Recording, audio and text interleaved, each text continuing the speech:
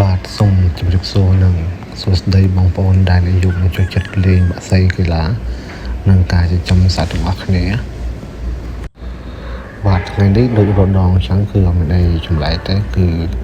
ខ្ញុំថតមកចែកជូនបងប្អូនមកលេងកំសាន្តដូចរដងអញ្ចឹងបងប្អូនកុំឆ្ងល់ថាហេតុអីបានជាខ្ញុំក្រុងមុនចោលឲ្យមុនទឹកលេងអញ្ចឹងមួយនោះលេងឲ្យជន់មេទេវាដឹងរោមហើយពេលព្រឹកឡើងអញ្ចឹងវានៅជុំគ្នាវានេះហើយវារកជុលមុនដែលនៅក្នុងត្រង់ហើយប៉ុន្តែពេលថ្ងៃបន្តិចហើយជាម៉ោង7អីមេនឹងវាទៅរកស៊ីចំណីទៅក្រៅហើយអញ្ចឹងវានៅចិត្តគ្នាទេម្យ៉ាងទៀតក្នុងត្រង់យើងគឺយកចូល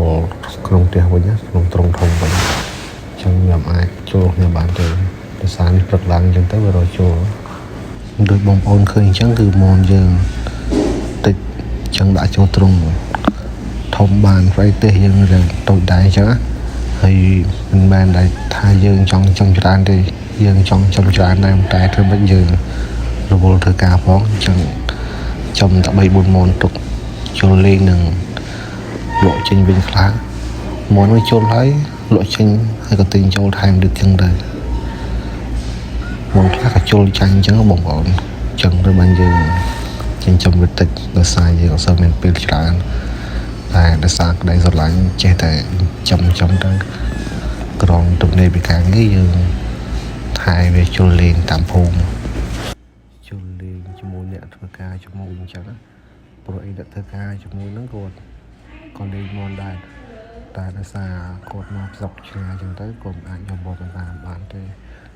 អញ្ចឹងគាត់មិនទៅលេងមុនយើងទាំងអស់គ្នាអញ្ចឹងតែហើយមួយរយៈពេលហ្នឹងឃើញវីដេអូខ្ញុំថតទៅរៀងងងឹតដោយសារវាទៅម៉ោង5ជាង6ហ្នឹងអញ្ចឹងថតទៅឃើញវាមិនសូវច្បាស់រៀងងឹតព្រោះអីខែហ្នឹងម៉ោង5ជាង6ហ្នឹងមេឃតុនភ្លឺស្លាស់ល្អទេតោះតែបោ8បានបាក់ថ្ងៃមកឃើញភ្លឺស្លាស់ល្អហើយវីដេអូនេះមានតែប៉ុណ្្នឹងបងប្អូនសូមអរគុណបងប្អូនគ្រប់គ្នាដែលតាមដានវីដេអូខ្ញុំរហូតដល់ចប់ហើយកុំភ្លេច